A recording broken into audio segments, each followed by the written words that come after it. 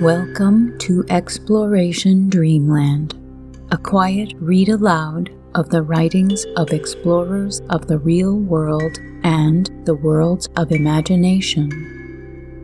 Drop anchor, relax into your comfortable bunk, and drift off to Dreamland with us as we read an abridged version of MIZORA, a Prophecy by Mary E. Bradley, published in book form in 1889.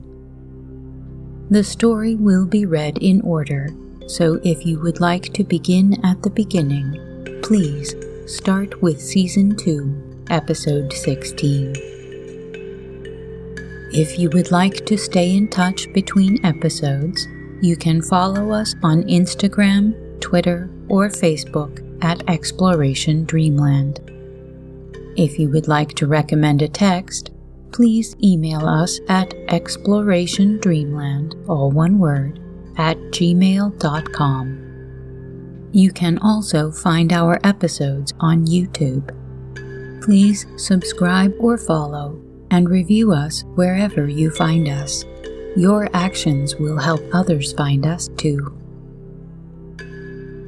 Now, take a deep breath in, and as you exhale, relax any tension in your muscles. Close your eyes, snuggle into your sleeping space, and listen to tonight's tale.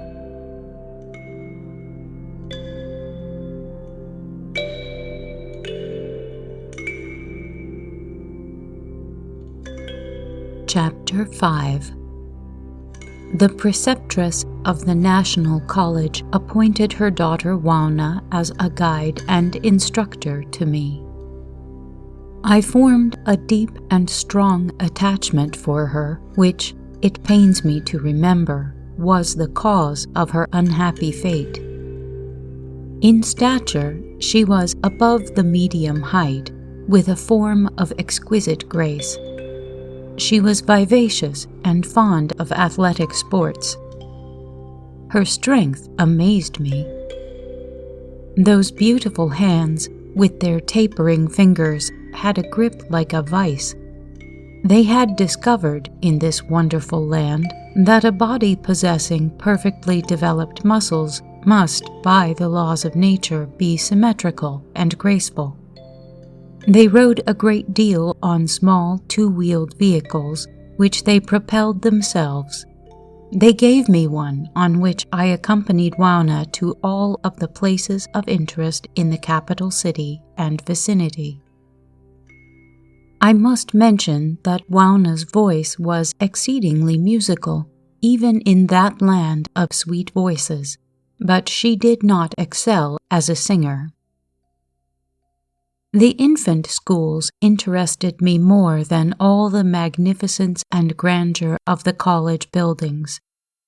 The quaint courtesy, gentle manners, and affectionate demeanor of the little ones toward one another was a surprise to me. I had visited infant schools of my own and other countries, where I had witnessed the display of human nature unrestrained by mature discretion and policy. Fights, quarrels, kicks, screams, the unlawful seizure of toys and trinkets, and other misdemeanors were generally the principal exhibits.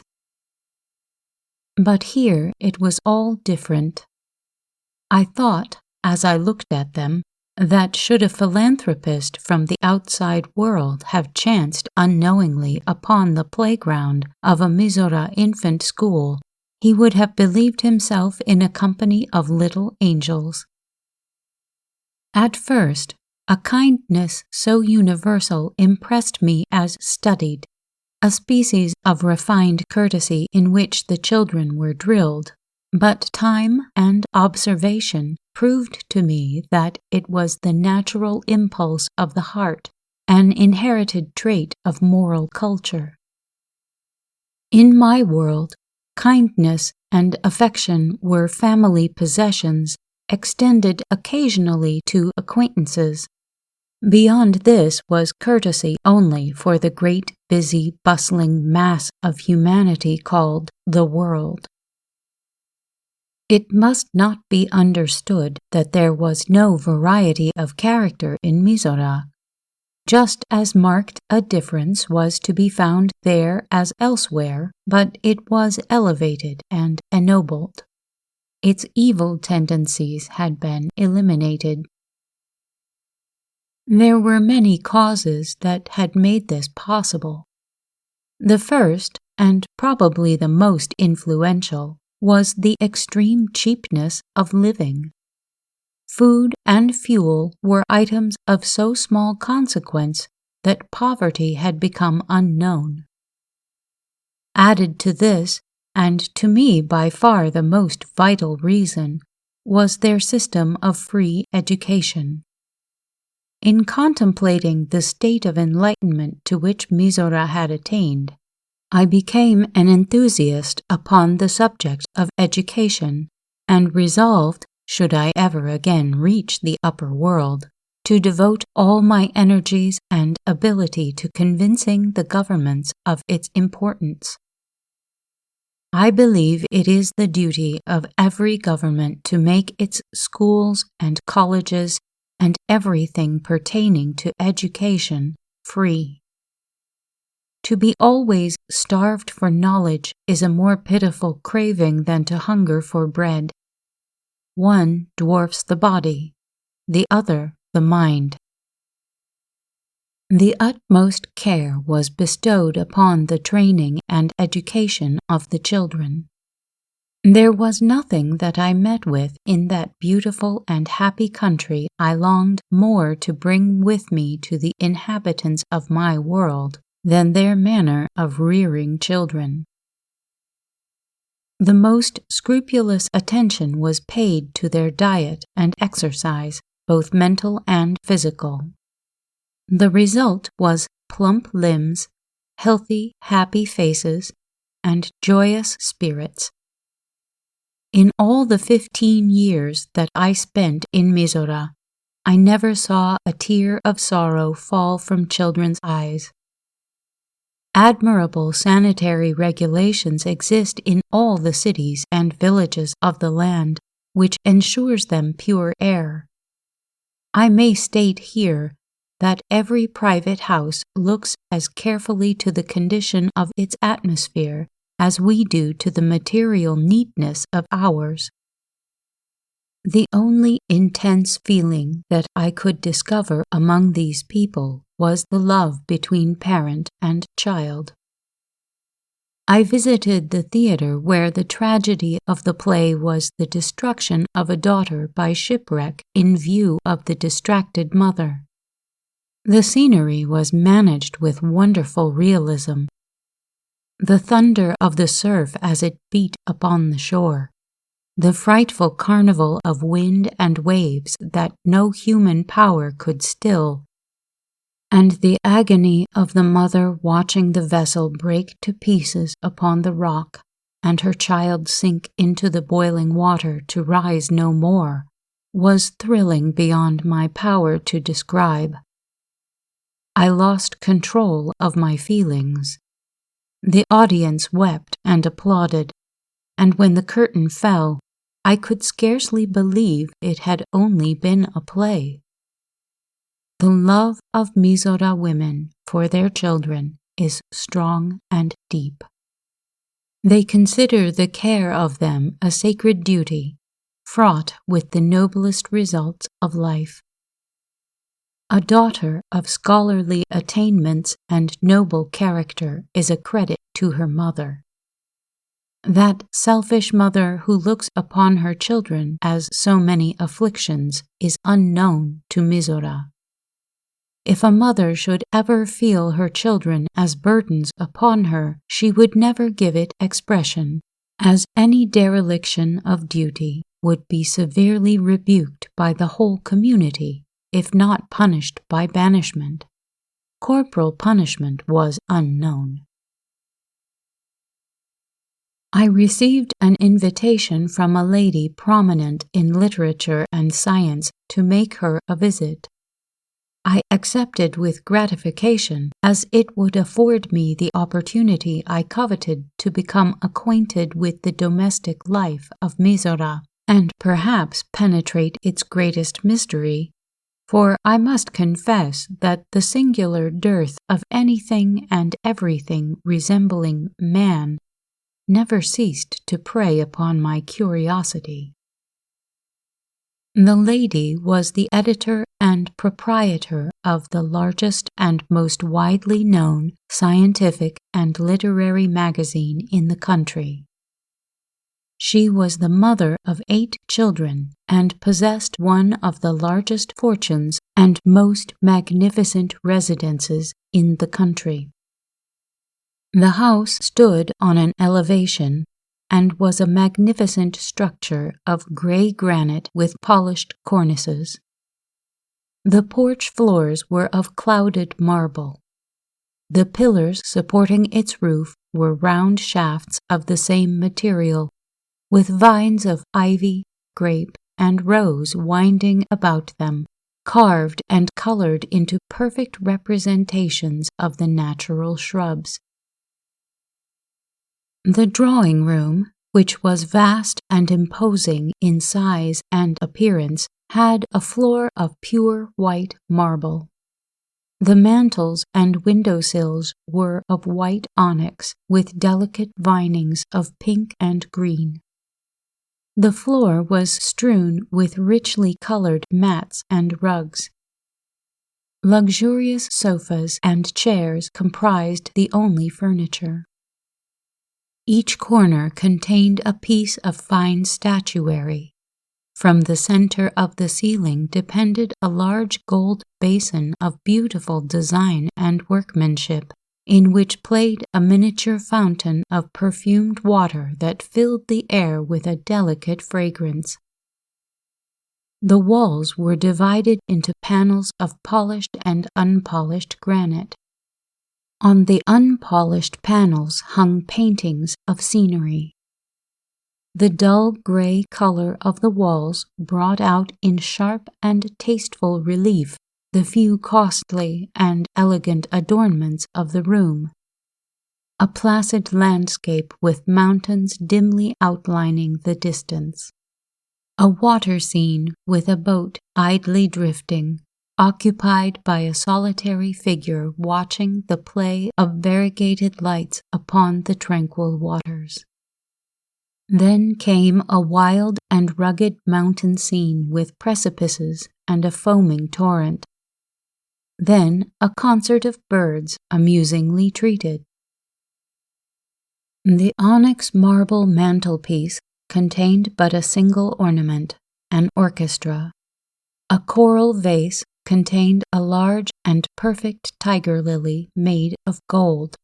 Each stamen supported a tiny figure carved out of ivory, holding a musical instrument. When they played, each figure appeared instinct with life, like the mythical fairies of my childhood, and the music was so sweet, yet faint, that I readily imagined the charmed ring and tiny dancers keeping time to its rhythm. The drawing-room presented a vista of arches draped in curtains of a rare texture, though I afterward learned they were spun glass. The one that draped the entrance to the conservatory looked like sea foam, with the faint blush of day shining through it. The conservatory was in the shape of a half-sphere and entirely of glass. From its dome, more than 100 feet above our heads, hung a globe of white fire that gave forth a soft, clear light. Terminating, as it did, the long vista of arches with their transparent hangings of cobweb texture, it presented a picture of magnificence and beauty indescribably. The other apartments displayed the same taste and luxury. The sitting room contained an instrument resembling a grand piano. The grounds surrounding this elegant home were adorned with natural and artificial beauties. Grottos, fountains, lakes, cascades, terraces of flowers, statuary, arbors, and foliage in endless variety that rendered it a miniature paradise.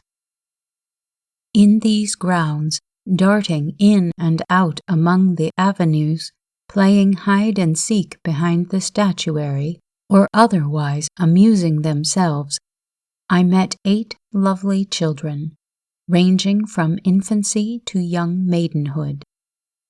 The glowing cheeks and eyes and supple limbs spoke of perfect health and happiness. When they saw their mother coming, they ran to meet her, the oldest carrying the 2-year-old baby. The stately woman greeted each with a loving kiss.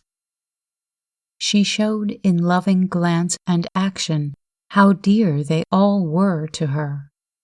For the time being she unbent and became a child herself in the interest she took in their prattle and mirth. A true mother and happy children. I discovered that each department of this handsome home was under the care of a professional artist. I remarked to my hostess that I had supposed her home was the expression of her own taste. So it is, she replied, but it requires an equally well-educated taste to carry out my designs. The arrangement and ornamentation of my grounds were suggested by me and planned and executed by my landscape artist. After supper, we repaired to the general sitting room. The eldest daughter had been deeply absorbed in a book before we came in. She closed and left it upon a table. I watched for an opportunity to carelessly pick it up and examine it. It was a novel, I felt sure, for she appeared to resign it reluctantly out of courtesy to her guest. I might, from it, gather some clue to the mystery of the male sex. I took up the book and opened it. It was The Conservation of Force and the Phenomena of Nature. I laid it down with a sigh of discomfiture. The next evening, my hostess gave a small entertainment, and what was my amazement, not to say offense, to perceive the cook, the chambermaid, and in fact all the servants in the establishment enter and join in the conversation and amusement. The cook was asked to sing, for, with the exception of myself, and I tried to conceal it, no one appeared to take umbrage at her presence. She sat down to the piano and sang a pretty ballad in a charming manner. Her voice was cultivated and musical, as are all the voices in MIZORA, but it was lacking in the qualities that make a great singer, yet it had a plaintive sweetness that was very attractive. I was dumbfounded at her presumption. In my country, such a thing is unknown as a servant entertaining guests in such a capacity, and especially among people of my rank and position in the world. I repelled some advances she made me with a hauteur and coldness that it mortified me afterward to remember. Instead of being my inferior, I was hers, and she knew it, but neither by look, tone, nor action did she betray her consciousness of it. I had to acknowledge that her hands were more delicately modeled than mine, and her bearing had a dignity and elegance that might have been envied by the most aristocratic dame of my own land. Knowing that the MIZORA people were peculiar in their social ideas, I essayed to repress my indignation at the time, but later I unburdened myself to Wauna, who, with her usual sweetness and gentleness, explained to me that her occupation was a mere matter of choice with her. She is one of the most distinguished chemists of this nation. She solved the problem of making bread out of limestone of a much finer quality than had been in use before. "Don't tell me that you gave me a stone when I asked for bread," I exclaimed. "We have not done that," replied Juana, "but we have given you what you took for bread, but which is manufactured out of limestone and the refuse of the marble quarries." I looked at her in such inane astonishment that she hastened to add, "I will take you to one of the large factories some day. They are always in the mountains where the stone is abundant. You can there see loaves by the thousands packed in great glass tanks for shipment to the different markets, and they do not cost the manufacturer above 1 centime per 100. And what royalty does the discoverer get for this wonder of chemistry? None. Whenever anything of that kind is discovered in our country, it is purchased outright by the government and then made public for the benefit of all. The competition among manufacturers consists in the care and exactness with which they combine the necessary elements. There is quite a difference in the taste and quality of our bread as it comes from different factories.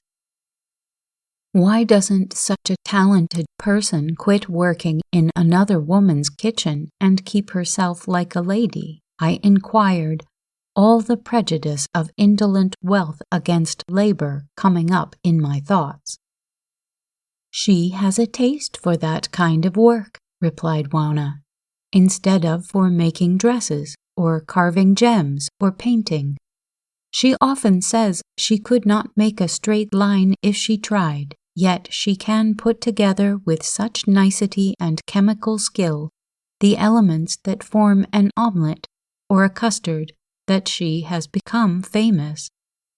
She teaches all who desire to learn, but none seem to equal her. She was born with a genius for cooking. Haven't you seen her with a long glass tube testing the vessels of vegetables and fruit that were cooking?" "Yes," I answered. "It was from that I supposed her occupation menial." "Visitors from other cities," continued Juana, "nearly always inquire for her first."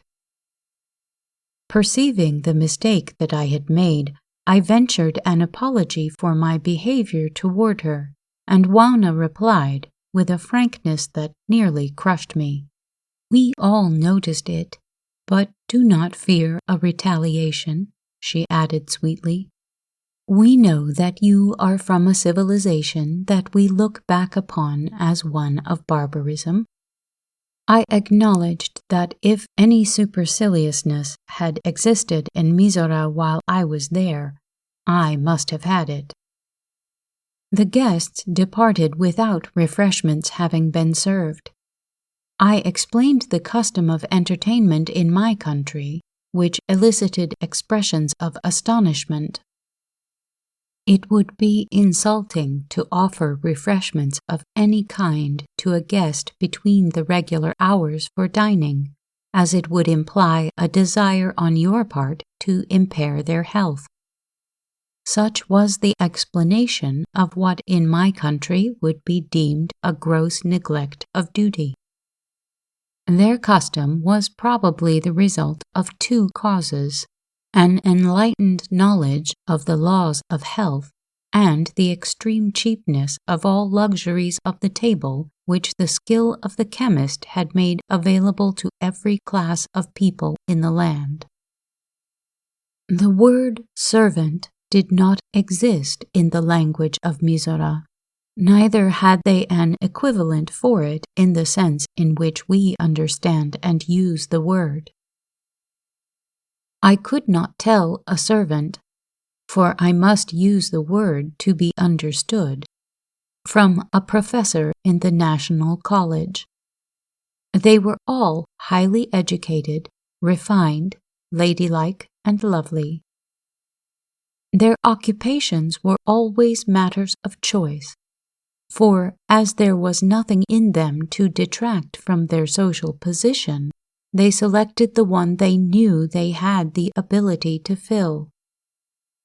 Hence those positions we are accustomed to regard as menial were there filled by ladies of the highest culture and refinement. Consequently, the domestic duties of a MIZORA household moved to their accomplishment with the ease and regularity of fine machinery. It was long before I could comprehend the dignity they attached to the humblest vocations. They had one proverb that embraced it all: labor is the necessity of life. I studied this peculiar phase of MIZORA life, and at last comprehended that in this very law of social equality lay the foundation of their superiority. Their admirable system of adapting the mind to the vocation in which it was most capable of excelling, and endowing that with dignity and respect, and, at the same time, compelling the highest mental culture possible, had produced a nation in the enjoyment of universal refinement and a higher order of intelligence than any yet known to the outside world. The standard of an ordinary education was to me astonishingly high. The reason for it was easily understood when informed that the only aristocracy of the country was that of intellect. Scholars, artists, scientists, littérateurs, all those excelling in intellectual gifts or attainments were alone regarded as superiors by the masses. In all the houses that I had visited, I had never seen a portrait hung in a room thrown open to visitors. On inquiry, I was informed that it was a lack of taste to make a portrait conspicuous. "You meet faces at all times," said my informant, "but you cannot at all times have a variety of scenery before you. How monotonous it would be with a drawing-room full of women, and the walls filled with their painted representatives. We never do it." "Then where do you keep your family portraits?" "Ours is in a gallery upstairs." I requested to be shown this, and was conducted to a very long apartment on the 3rd floor, devoted exclusively to relics and portraits of family ancestry. There were over 3,000 portraits of women, which my hostess's daughter informed me represented her grandmothers for ages back. Not one word did she say about her grandfathers. I may mention here that no word existed in their dictionaries that was equivalent to the word man. I had made myself acquainted with this fact as soon as I had acquired sufficient knowledge of their language. My astonishment at it cannot be described. It was a mystery that became more and more perplexing. Never in the closest intimacy that I could secure could I obtain the slightest clue, the least suggestion, relating to the presence of man. My friend's infant, scarcely 2 years old, prattled of everything but a father. I cannot explain a certain impressive dignity about the women of MIZORA that, in spite of their amiability and winning gentleness, forbade a close questioning into private affairs. My hostess never spoke of her business. It would have been a breach of etiquette to have questioned her about it. I could not bring myself to intrude the question of the marked absence of men when not the slightest allusion was ever made to them by any citizen. So time passed on, confirming my high opinion of them, and yet I knew and felt and believed that some strange and incomprehensible mystery surrounded them, and when I had abandoned all hope of a solution to it, it solved itself in the most unexpected and yet natural manner, and I was more astonished at the solution than I was at the mystery.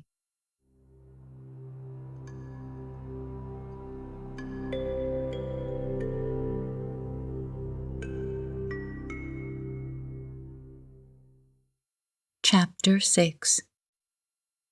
Their domestic life was so harmonious and perfect that it was a perpetual pleasure to contemplate. Human nature finds its sweetest pleasure, its happiest content, within its own home circle, and in MIZORA I found no exception to the rule. The arrangement and adornment of every house in MIZORA were evidently for the comfort and happiness of its inmates. To purchase anything for merely outside show, or to excite the envy or jealousy of a neighbor, was never thought of by any inhabitant of MIZORA. The houses that were built to rent excited my admiration quite as much as did the private residences.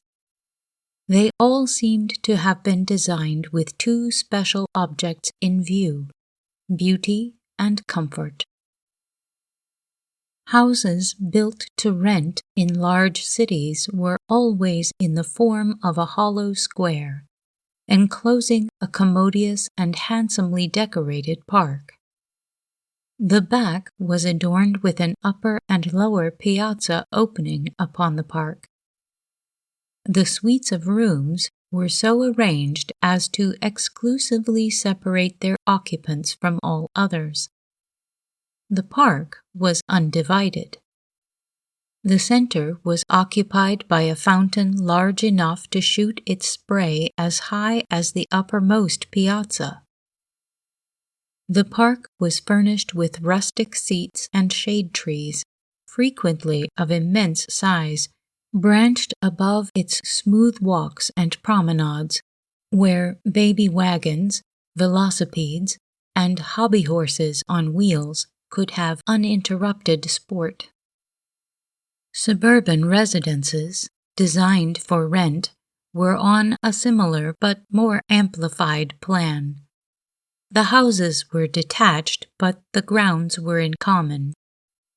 Many private residences were also constructed on the same plan. 5 or 6 acres would be purchased by a dozen families who were not rich enough to own large places separately. A separate residence would be built for each family, but the ground would be laid off and ornamented like a private park. Each of the dozen families would thus have a beautiful view and the privilege of the whole ground.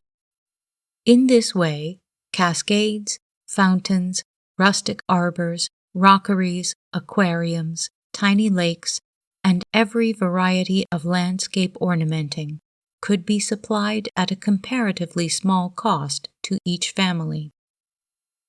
Should anyone wish to sell, they disposed of their house and 1/12 of the divided ground, and a certain % of the value of its ornaments. The established custom was never to remove or alter property thus purchased without the consent of the other shareholders. Where a people had been educated to regard justice and conscience as their law, such an arrangement could be beneficial to an entire city. Financial ability does not belong to everyone, and this plan of uniting small capitals gave opportunity to the less wealthy classes to enjoy all the luxuries that belong to the rich. In fact, some of the handsomest parks I saw in MIZORA were owned and kept up in this manner. Sometimes as many as 20 families united in the purchase of an estate and constructed artificial lakes large enough to sail upon.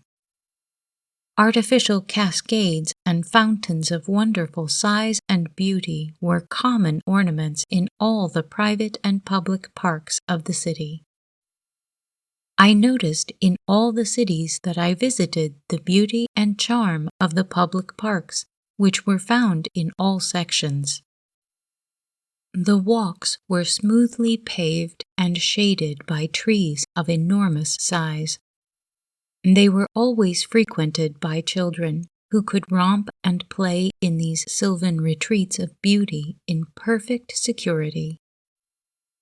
The high state of culture arrived at by the MIZORA people rendered a luxurious style of living a necessity to all.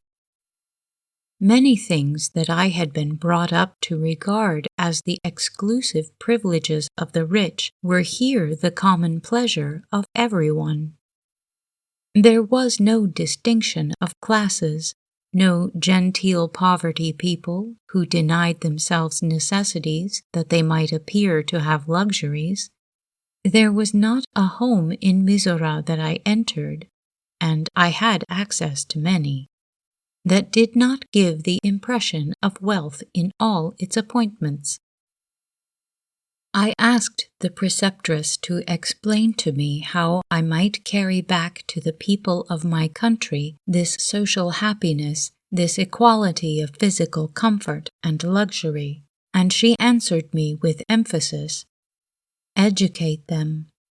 Convince the rich that by educating the poor, they are providing for their own safety. They will have fewer prisons to build, fewer courts to sustain. Educated labor will work out its own salvation against capital. Let the children of toil start in life with exactly the same educational advantages that are enjoyed by the rich. Give them the same physical and moral training, and let the rich pay for it by taxes." I shook my head. "They will never submit to it," was my reluctant admission. "Appeal to their selfishness," urged the preceptress. "Get them to open their college doors and ask all to come and be taught without money and without price. The power of capital is great, but stinted and ignorant toil will rise against its oppression, and innocence and guilt will alike suffer from its fury. Have you never known such an occurrence?" "Not in my day or country," I answered, "but the city in which I was educated has such a history. Its gutters flowed with human blood, the blood of its nobles." She inclined her head significantly. "It will be repeated," she said sadly, "unless you educate them. Give their bright and active minds the power of knowledge. They will use it wisely for their own and their country's welfare." I doubted my ability to do this, to contend against rooted and inherited prejudice, but I resolved to try. I did not need to be told that the rich and powerful had a monopoly of intellect. Nature was not partial to them, for the children of the poor, I well knew, were often handsomer and more intellectual than the offspring of wealth and aristocratic birth. I have before spoken of the positions occupied by those who performed what I had been bred to regard as menial work. At first, the mere fact of the person who presided over the kitchen being presented to me as an equal was outraging to all my hereditary dignity and pride of birth. No one could be more pronounced in a consciousness of inherited nobility than I. I had been taught from infancy to regard myself as a superior being, merely because the accident of birth had made me so, and the arrogance with which I had treated some of my less favored schoolmates reverted to me with mortifying regret when, having asked Wauna to point out to me the nobly born, she looked at me with her sweet expression of candor and innocence, and said, "We have no nobility of birth. As I once before told you, intellect is our only standard of excellence. It alone occupies an exalted place and receives the homage of our people." In a subsequent conversation with her mother, the preceptress, she said, "In remote ages, great honor and deference was paid to all who were born of rulers, and the designation noble blood was applied to them. At one time in the history of our country, they could commit any outrage upon society or morals without fear of punishment, simply because they belonged to the aristocracy. Even a heinous murder would be unnoticed if perpetrated by one of them. Nature alone did not favor them. Imbecile and immoral minds fell to the lot of the aristocrat as often as to the lowly born. Nature's laws are inflexible and swerve not for any human wish. They outraged them by the admixture of kindred blood, and degeneracy was often the result. A people should always have for their chief ruler the highest and noblest intellect among them. But in those dark ages, they were too often compelled to submit to the lowest simply because it had been born to the position. But," she added with a sweet smile, "that time lies many centuries behind us, and I sometimes think we had better forget it entirely." My first meeting with the domestics of my friend's house impressed me with their high mental culture, refinement, and elegance. Certainly no grande dame of my own country but would have been proud of their beauty and graceful dignity. Prejudice, however deeply ingrained, could not resist the custom of a whole country, and especially such a one as MIZORA. So I soon found myself on a familiar footing with my friend's artist, for the name by which they were designated as a class had very nearly the same meaning.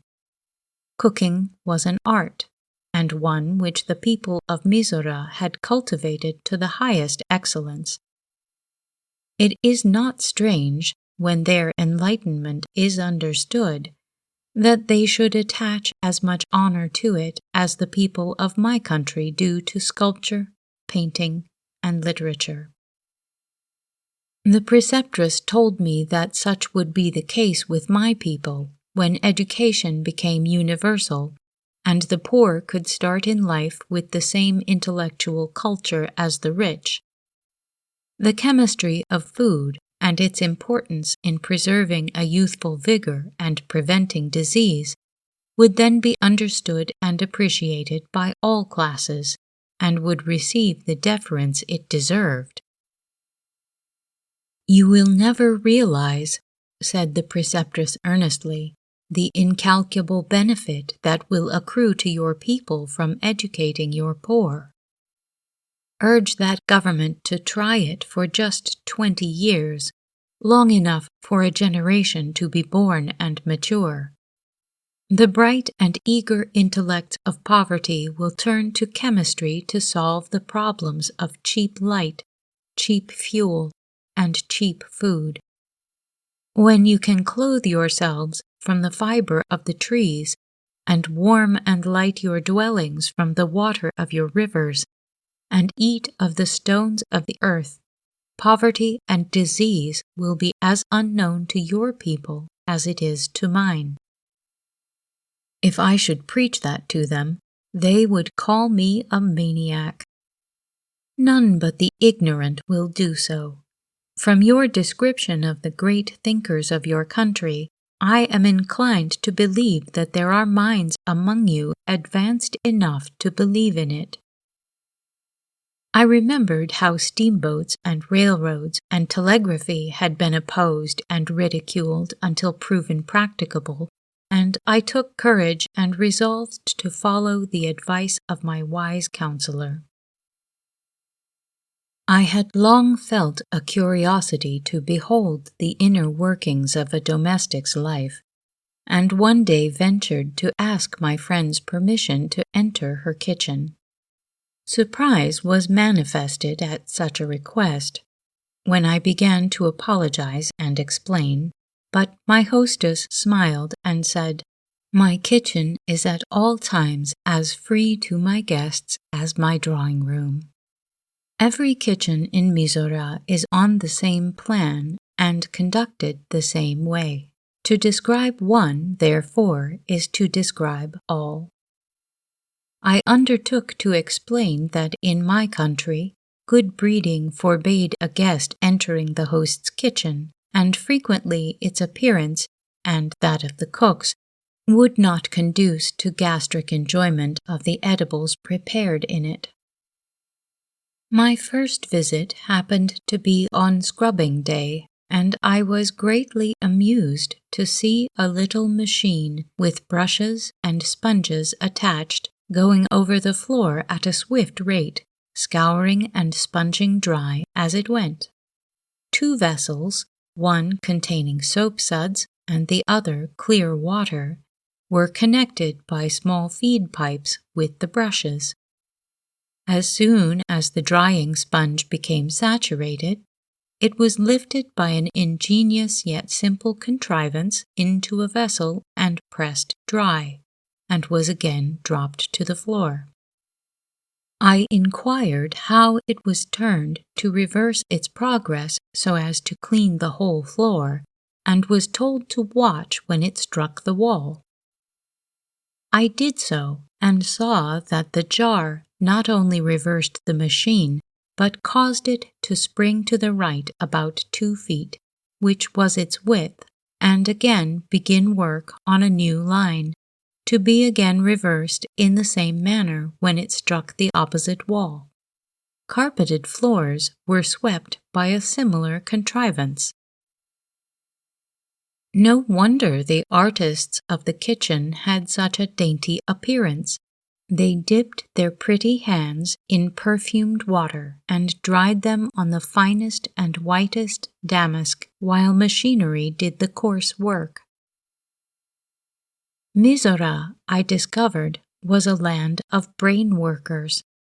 In every vocation of life, machinery was called upon to perform the arduous physical labor.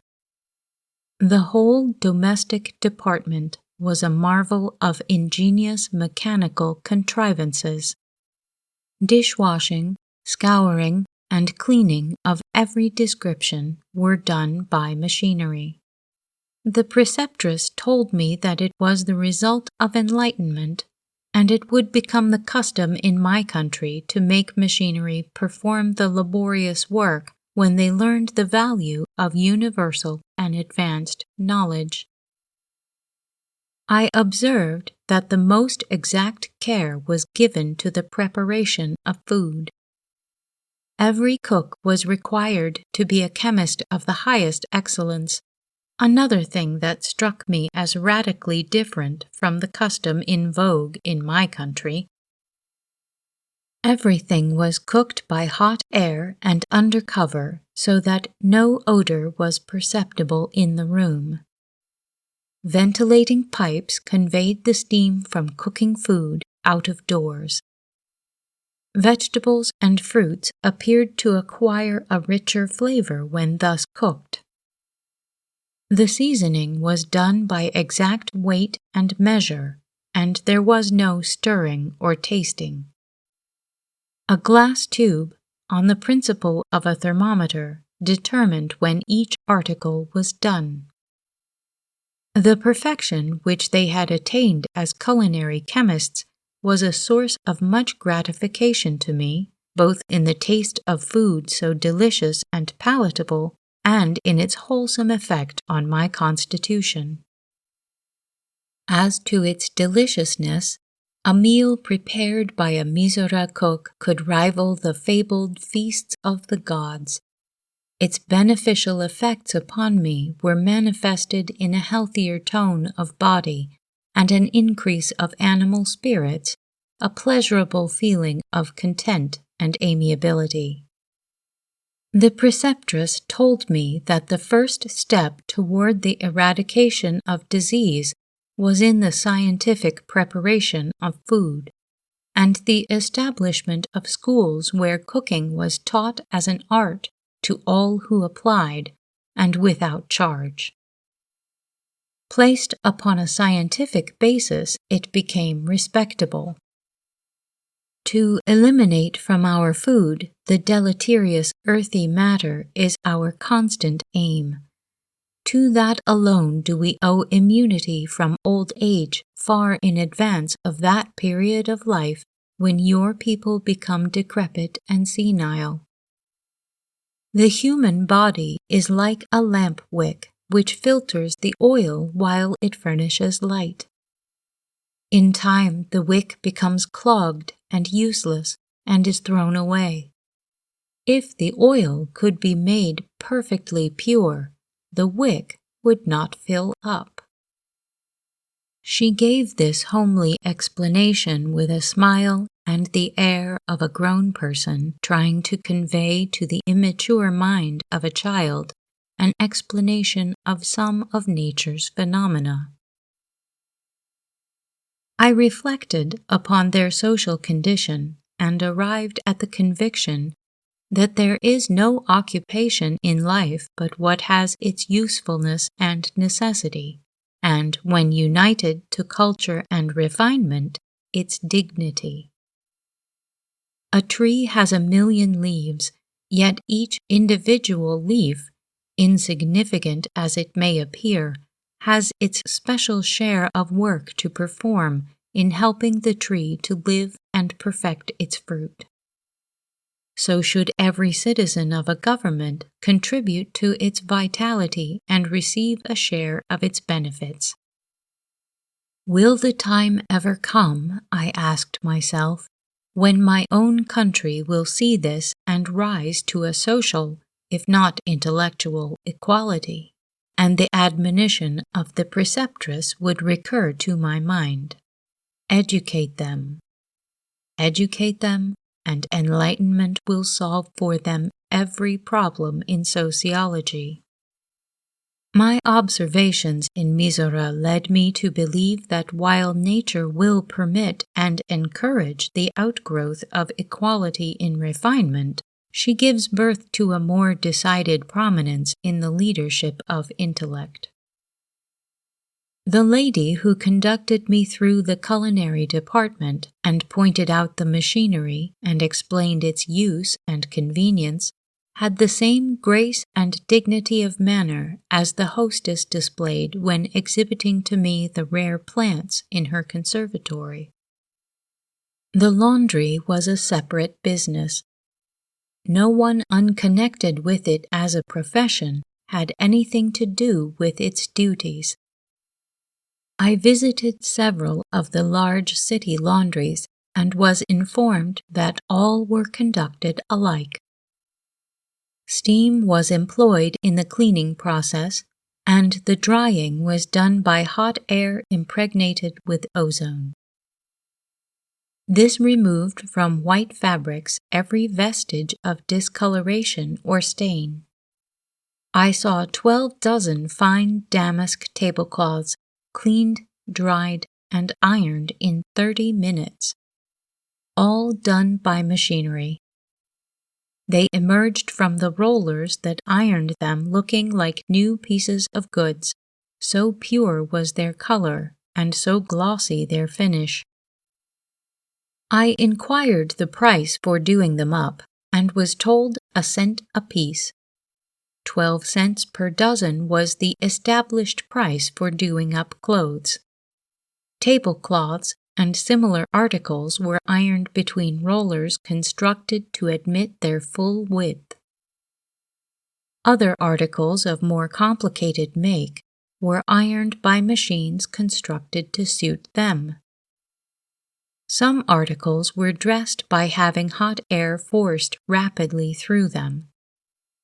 Lace curtains, shawls, veils, spreads, tidies, and all similar articles were by this process made to look like new, and at a cost that I thought ought certainly to reduce the establishment to beggary or insolvency. But here chemistry again was the magician that had made such cheap labor profitable, and such advanced knowledge of chemistry was the result of universal education. Ladies sent their finest laces to be renewed without fear of having them reduced to shreds. In doing up the frailest laces, nothing but hot air impregnated with ozone was employed. These were consecutively forced through the fabric after it was carefully stretched. Nothing was ever lost or torn, so methodical was the management of the work. I asked why cooking was not established as the laundry was, as a distinct public business, and was told that it had been tried a number of times, but had always been found impracticable. One kind of work in a laundry would suit everyone, but one course of cooking could not. Tastes and appetites differed greatly. What was palatable to one would be disliked by another, and to prepare food for a large number of customers without knowing or being able to know exactly what the demand would be, had always resulted in large waste. And as the people of MIZORA were the most rigid and exacting economists, it was not to be wondered at that they had selected the most economical plan. Every private cook could determine accurately the amount of food required for the household she prepared it for, and knowing their tastes, she could cater to all without waste. We, as yet, said my distinguished instructor, derive all our fruit and vegetables from the soil. We have orchards and vineyards and gardens which we carefully tend, and which our knowledge of chemistry enables us to keep in health and productiveness. But there is always more or less earthy matter in all food derived from cultivating the soil, and the laboratories are now striving to produce artificial fruit and vegetables that will satisfy the palate and be free from deleterious matter.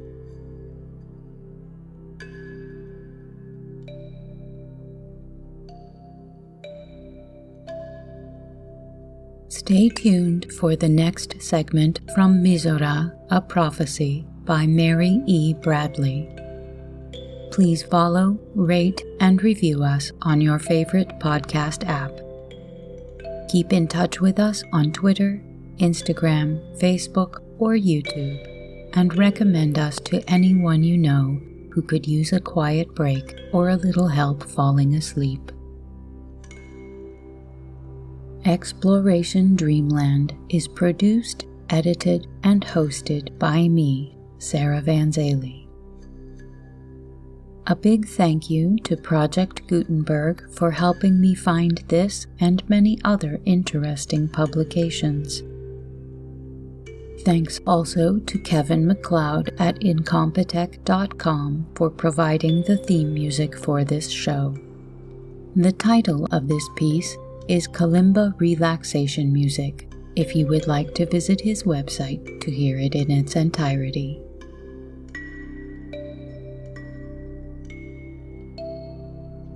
Sweet dreams.